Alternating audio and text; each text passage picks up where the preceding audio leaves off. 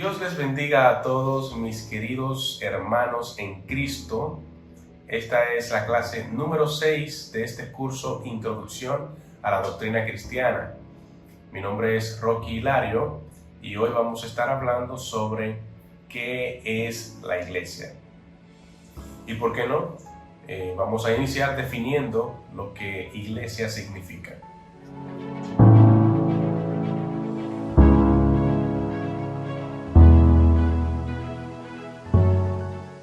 Bueno, este término, iglesia, es un término que proviene de una palabra griega, eklesia, que a su vez proviene del verbo ekkaleo, que significa llamar fuera. Mucho se habla de que en los estados griegos se le llama eklesia a la asamblea de los ciudadanos que era convocada por un heraldo para tratar de decidir los asuntos públicos, ya sea en Grecia, pero también en Roma, como es el caso, por ejemplo, del alboroto que ocurrió en Éfeso para asuntos de Diana de los Efesios, en Hechos capítulo 19:32, donde dice: así que unos gritaban una cosa y otros otra, porque había confusión en la asamblea. Esto es la Nueva Biblia de las Américas. Y aquí esta palabra que se utiliza para asamblea es la palabra eclesia. Es decir, que este era un término que no se refería en ninguna manera a un lugar físico o a una edificación como ocurre regularmente hoy día. Entonces, este término en sí surge del idioma griego, pues el Antiguo Testamento originalmente no contiene esta palabra en vista de que este fue escrito en hebreo. Sin embargo, el texto que citaba a Jesucristo, siempre que él citaba una palabra del Antiguo Testamento, mientras él estuvo aquí en la tierra, él utilizaba el texto de la Septuaginta, que era una versión griega del Antiguo Testamento. Y en esta versión sí aparece la palabra eclesia, como una traducción de la palabra hebrea Kaal, que hace referencia a la asamblea o congregación de Israel. En este sentido es que Esteban, dando su discurso en el libro de los Hechos 7:38, cuando dice: este es el que estaba en la congregación en el desierto junto con el ángel que hablaba en el monte Sinaí y con nuestros padres, y el que recibió palabras de vida para transmitirlas a ustedes. Aquí cuando se produce la palabra congregación, tanto la Reina Valera como la Nueva Biblia de las Américas, originalmente en este pasaje de Hechos se utiliza la palabra eclesia para referirse a la congregación de Israel.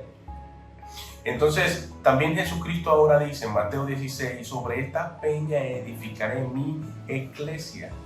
Y específicamente esta expresión obtiene una connotación especial por la razón de que él le añade un ingrediente especial, es decir, ese adjetivo posesivo mi es lo que le añade algo especial a la palabra eclesia aquí, porque ahora Jesucristo dice: es mi eclesia. O sea, que no es cualquier congregación o asamblea, es la eclesia que pertenece a Jesucristo. Mark Dever, en su libro La Iglesia, el Evangelio Visible, dice: la iglesia debe considerarse importante para los cristianos debido a su importancia para Cristo. Cristo fundó la iglesia, Mateo 16:18, la compró con su sangre, Hechos 20:28, y se identifica íntimamente con ella, Hechos 9:4. La iglesia es el cuerpo de Cristo, 1 Corintios 12:27 y otros textos que ustedes pueden ver en pantalla. La morada del Espíritu, y es el instrumento principal para glorificar a Dios en el mundo. Y finalmente, la iglesia es el instrumento de Dios para llevar el evangelio a las naciones y a una gran parte de la humanidad redimida hacia sí mismo. Como vemos, esta eclesia de Jesús es muy valorada por él, y nosotros también debemos tener esa misma consideración cuando nos referimos a ella. Es importante que sepamos que la iglesia de Jesucristo no inicia de manera establecida en un local o un templo, sino que inicia con la reunión de los seguidores de Jesús en diferentes lugares. Es decir, donde quiera que estén reunidos los redimidos de Jesús, ahí está la iglesia de Cristo. Por ejemplo, la iglesia de Éfeso, la iglesia de Esmirna, la iglesia de Corinto.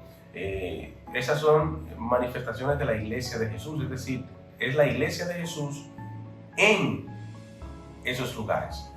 Y aquí está haciendo referencia a eso, a esa congregación de los hermanos en Cristo que habitan en esos lugares en particular. Pero no es una iglesia que funciona en un local como prácticamente nosotros la vemos en el día de hoy. Es en el siglo IV, con la oficialización del cristianismo en el Imperio Romano bajo el emperador Constantino, cuando comienzan a realizarse las reuniones cristianas en edificios que han sido dedicados al culto cristiano. Y a medida que el tiempo pasaba, la estructura eclesial del gobierno y una estructura de gobierno, ¿verdad?, de la iglesia, era cuando iba tomando forma de manera más elaborada. Pero no siempre la iglesia, como nosotros la conocemos el día de hoy, se refería a un templo. De manera que cuando nosotros pensamos en iglesia, no pensamos específicamente en un lugar, una edificación, más bien esa reunión de personas que ya han sido redimidas por nuestro Señor Jesucristo.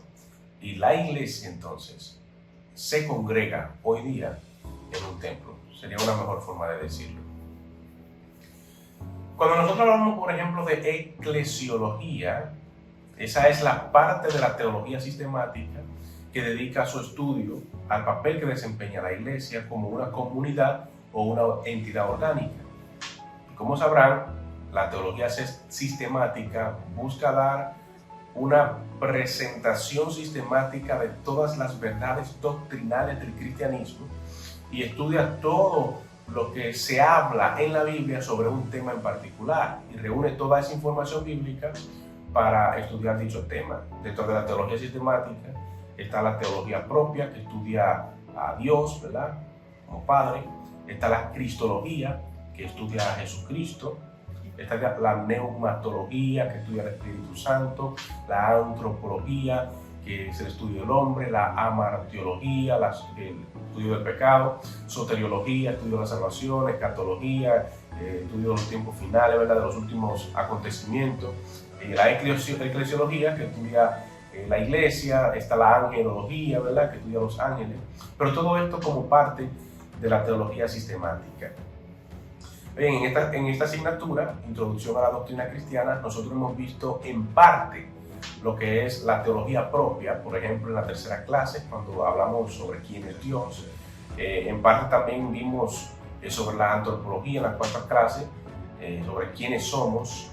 En la clase pasada, que estuvimos reunidos, ¿verdad?, por Zoom, nosotros vimos sobre cristología, respondiendo a la pregunta de quién es Jesucristo. Y esta semana estamos abordando la pregunta de qué es la iglesia, equivalente a un estudio de eclesiología. Ahora bien, la iglesia en el Nuevo Testamento, que es algo de lo que nos habla Justo González en su libro Introducción a la Doctrina Cristiana. Ciertamente, Dios quiere que nosotros vivamos en comunidad. Eso es obvio. Desde el principio de la creación, nosotros hemos visto cómo le ha parecido a Dios bien que el hombre no esté solo. En las diferentes referencias también a la iglesia en el Nuevo Testamento nos hace ver que Él no desea que nosotros vivamos aislados de los demás, sin compañía. De hecho, la palabra koinonia, la palabra griega también, que por lo general se traduce como comunión, es la palabra griega que identifica ese compañerismo o la profunda comunión de los cristianos del Nuevo Testamento, como compañerismo o comunión del Espíritu Santo, 2 Corintios 13:14. La iglesia debe ser esa comunidad de amor y cuidado que debe estar dispuesta a compartir. Ahora, esta comunidad de creyentes es lo que nosotros conocemos como iglesia, y la iglesia, como decía ahorita, se reúne en un lugar para realizar las prácticas de adoración y para ministrar en comunidad. Justo González, él nos presenta las imágenes que tiene la iglesia en el Nuevo Testamento y nos dice que aunque es tema central en buena parte del Nuevo Testamento, nunca se le define a la iglesia. Lo que el Nuevo Testamento nos da más bien son imágenes metafóricas o metáforas, que nos ayudan a comprender algún elemento o aspecto de la iglesia. Sin embargo, aunque hay muchas imágenes que puede ofrecernos el Nuevo Testamento, hay algunas que tienen mayor centralidad. Está el caso como la iglesia como cuerpo de Cristo. Por ejemplo, el apóstol Pablo nos dice en Romanos 12, 4 al 8, porque de la manera que en un cuerpo tenemos muchos miembros, pero no todos los miembros tienen la misma función, así nosotros, siendo muchos, somos un cuerpo en Cristo, y todos miembros los unos de los otros. De manera que teniendo diferentes dones según la gracia que nos es dada, si el de profecía, úsese conforme a la medida de fe, o si el de servicio, en servir, o el que enseña en la enseñanza, el que exhorta en la exhortación, el que reparte con liberalidad, el que preside con solicitud, el que hace misericordia con alegría. También en 1 Corintios 12, 27 y 28 dice: vosotros, pues, sois cuerpo de Cristo, o el cuerpo de Cristo, y miembros cada uno en particular. Y a unos puso Dios en la iglesia, primeramente apóstoles, luego profetas, los terceros maestros, luego los que hacen milagros, después los que sanan, los que ayudan, los que administran, los que tienen don de lenguas. Él dice esto luego de que dijera algo sobre los miembros del cuerpo y la relación entre ellos en los versículos del 12 al 26 de ese mismo capítulo. Entonces, en estos lugares se nos hace ver la relación que hay entre los miembros de la iglesia, mientras que en otros pasajes como Efesios y Colosenses también se presenta el cuerpo relacionado con la cabeza, que es Cristo Jesús.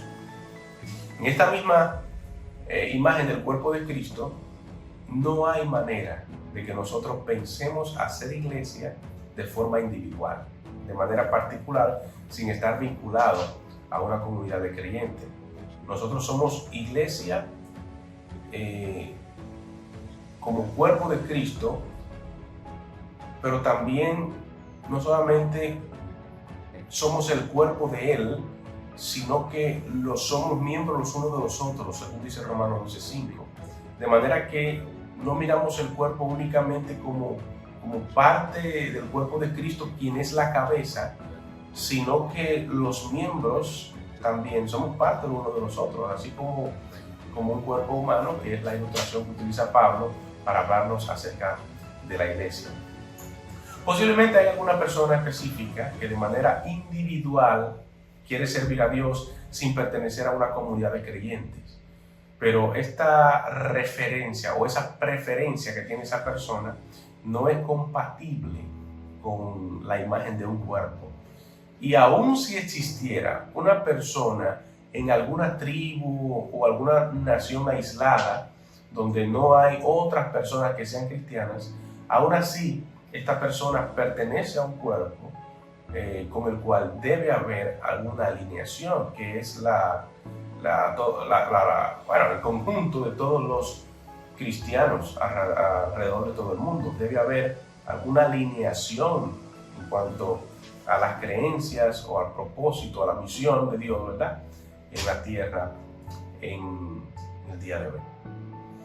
Y me viene a la mente ese momento cuando Pablo, en la epístola de los Gálatas, capítulo 2, donde él menciona que después que pasaron 14 años, él subió otra vez a Jerusalén con Bernabé, llevando también a Tito. Y él dice que él subió, según una revelación, no para haber corrido en vano, y expuso en privado a los que tenían cierta reputación en el Evangelio que él predicó entre los gentiles, Y luego más adelante, en versículos 9 y 10, él dice, y reconociendo la gracia que me había sido dada, Jacobo, Cefas y Juan, que eran considerados como columnas, nos dieron a mí y a Bernabé la diestra en señal de compañerismo, para que nosotros fuésemos a los gentiles y ellos a la circuncisión. Y dice, solamente nos pidieron que nos acordásemos de los pobres, lo cual también procuré con diligencia hacer. Es decir, independientemente de que el apóstol Pablo y Bernabé estaban en un viaje misionero ellos hacia el mundo gentil, no por eso se quedaron sin hacer los contactos con los apóstoles, sino que buscaron asegurarse de encontrarse haciendo la cosa en el orden correcto para no haber corrido en vano. Porque esto no se trata de algo individual, se trata de una comunidad. Nosotros necesitamos tener ese vínculo siempre que nos hace ser un cuerpo. Esto podría hacernos considerar muchas cosas que tienen que ver con los ministerios de la iglesia.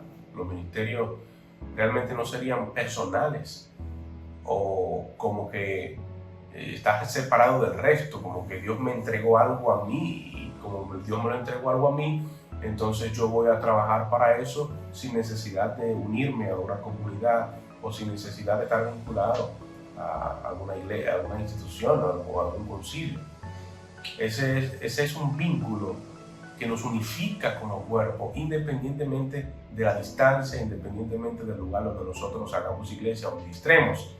Ahora bien, este vínculo va más allá de que nos reunamos para estar juntos en un lugar cada semana.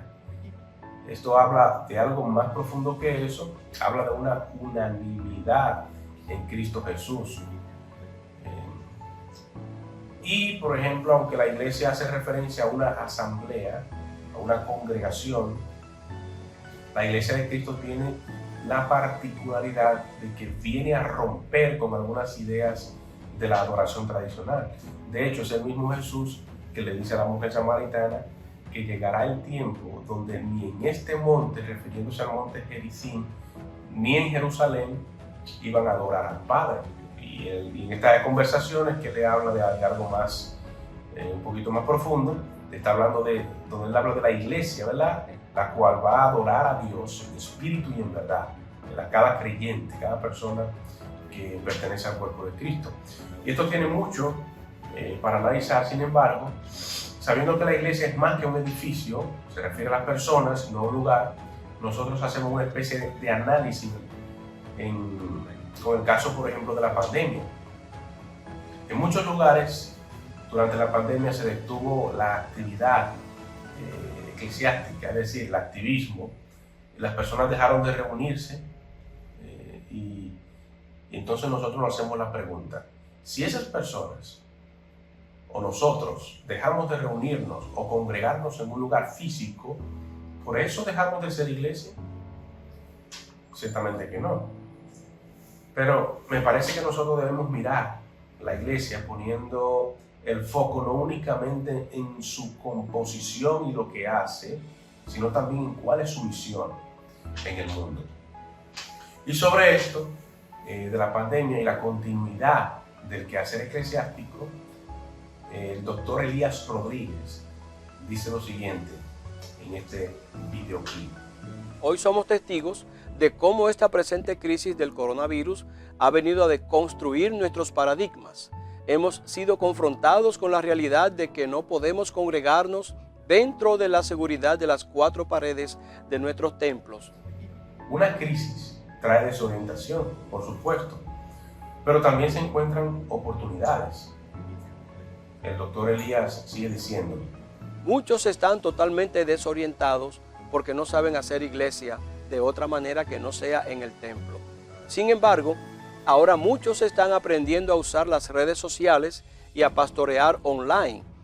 Esto es algo innovador, pero trae a nuestra mente que sin importar que venga lo que venga al mundo, la iglesia no deja de ser iglesia, sino que hay otras maneras de hacer iglesia sin que se detenga la misión de Dios a través de la misma. Ojalá que esto no dure mucho y que podamos volver a reunirnos a nuestros servicios, pero ojalá que al reunirnos de nuevo, vengamos con una mentalidad transformada de lo que es la iglesia y cuál es su verdadera misión en el mundo. Mis hermanos, la iglesia ha sido establecida para una misión, como dice Weber. La iglesia es el instrumento de Dios para llevar el evangelio a las naciones y a una gran parte de la humanidad redimida hacia sí mismo. Esto no puede perderse de vista, pero ese cuerpo que somos debe trabajar como lo que es, un cuerpo compuesto por todos los creyentes a través de todo el mundo. Otra imagen que presenta Justo González es la iglesia como el pueblo de Dios. Esta es una imagen que viene haciendo un recorrido desde el Antiguo Testamento. Gregory Beale, en su libro Una teología bíblica del Nuevo Testamento, el desarrollo del Antiguo Testamento en el Nuevo Testamento, hablando sobre la trama escatológica del Antiguo Testamento, él menciona: Israel fue diseñado para ser un Adán corporativo, emergiendo del caos de la plaga de Egipto y en un principio nueva creación del Éxodo, tomando residencia de nuevo en otro jardín del Edén, que sería la tierra prometida, y obedeciendo al mandato que el primer Adán debía haber obedecido, y finalmente logrando el completo descanso eterno en una nueva creación glorificada. Esta idea de Bill sobre el Adán corporativo tiene como objetivo presentar una parte de la trama que conecta la historia de la Biblia, toda la historia de la Biblia, pero en esta ocasión él habla de que Adán era responsable de cumplir con la tarea puesta por Dios, la cual él no pudo cumplir, pero que entonces Dios ahora selecciona un pueblo que sería una especie de Adán corporativo para que este pueblo pudiera cumplir con esa tarea que había sido encomendada al primer Adán. Pero en vista de que tampoco se pudo cumplir con lo que Dios pedía, entonces vino un segundo Adán que sí cumplió los preceptos del Padre. En este caso es Jesucristo.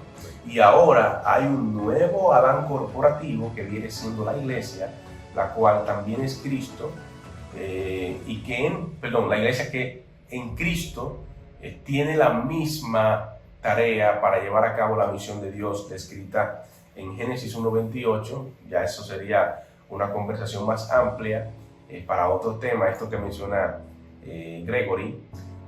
Lo que sí es importante resaltar que la iglesia tiene la imagen del pueblo de Dios. La iglesia es esa continuación del pueblo de Dios. La iglesia, así como Jesucristo, es el Adán corporativo, el Adán que venció, ese nuevo Adán, o posterior Adán como lo llama Pablo, y así como en el Antiguo Testamento Dios había seleccionado a un pueblo para que cumpliera con sus preceptos, para que mostrara su santidad, el día de hoy, ahora en Cristo, también nosotros tenemos como parte de la iglesia ese compromiso de cumplir con los estatutos o su voluntad, llamarlo de alguna manera. Nosotros somos ese pueblo de Dios. En Deuteronomio 10:15 dice sobre el pueblo de Israel: solamente de tus padres se agradó Jehová para amarlos. Y dice: y escogió su descendencia después de ellos a vosotros de entre todos los pueblos, como en ese día. Algo especial que menciona aquí es sobre esa escogencia del pueblo de Israel, que más adelante pasa a ser también como parte de la iglesia. En Éxodo 19:6 también dice: y vosotros me seréis un reino de sacerdotes y gente santa.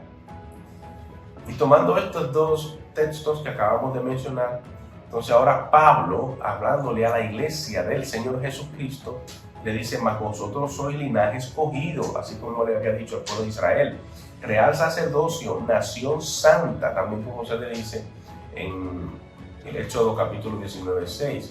Un pueblo que ha sido adquirido por Dios con un propósito, para que anunciemos las virtudes de aquel que nos llamó de las tinieblas a su luz admirable. Es indudable que la iglesia es una continuidad del pueblo de Dios, iniciando en el Antiguo Testamento y continuando en el Nuevo Testamento. También menciona Justo González algunas características que debe tener la iglesia según se ha creído tradicionalmente, dentro de las cuales están las que se establecieron en el Credo Niceno y que posteriormente se hicieron algunas aclaraciones y adiciones en el Concilio de Constantinopla en el año 381. Una de ellas es que la iglesia es una. Esto es porque no hay varios cuerpos de Cristo, es un solo pueblo de Dios y Cristo tiene una sola esposa, tomando las imágenes que se nos presentan sobre la iglesia en el Nuevo Testamento. También la iglesia es santa. Esta es una cualidad que la iglesia no debe dejar de acentuar. La santidad conviene a la casa de Dios. Y como pueblo de Dios, dice Pedro que somos una nación santa. Además de que Dios demanda que seamos santos, porque Él es santo y sin santidad nadie verá al Señor. Entonces, independientemente de esas dificultades que pueda tener la iglesia en lo que respecta a hacer justicia a la santidad de la misma, como un cuerpo, este es un desafío que nosotros debemos afrontar, pero siempre debe hacerse énfasis en la santidad que debe caracterizar la iglesia de Cristo, que es el pueblo de Dios. También la iglesia es católica.